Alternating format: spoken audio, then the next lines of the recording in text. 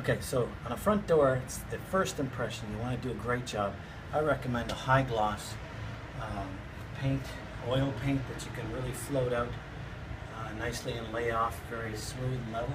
And when you get around to tricky door handles and stuff like that, do as much as you can with a big brush, like I'm doing here.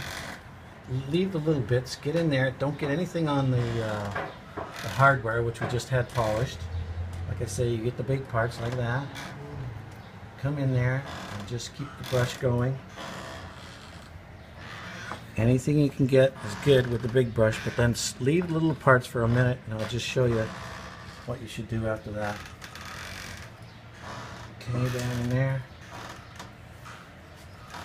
Then when you get to the little parts, you take a brush, small brush like this one, and then just get around very delicately with a fitch, it's called, around the areas. This is not to get anything on the hardware. Alright? And then you come as close as you can with a your 2.5 inch brush, and you get in there. Don't worry about that, you're going to lay that off later with the big brush so that it all levels out very nicely. That's why I like oil over latex, because latex dries too quickly, typically, and it'll leave you a lot of brush strokes. But this will blend together nicely, being oil, and will leave you a smoother finish.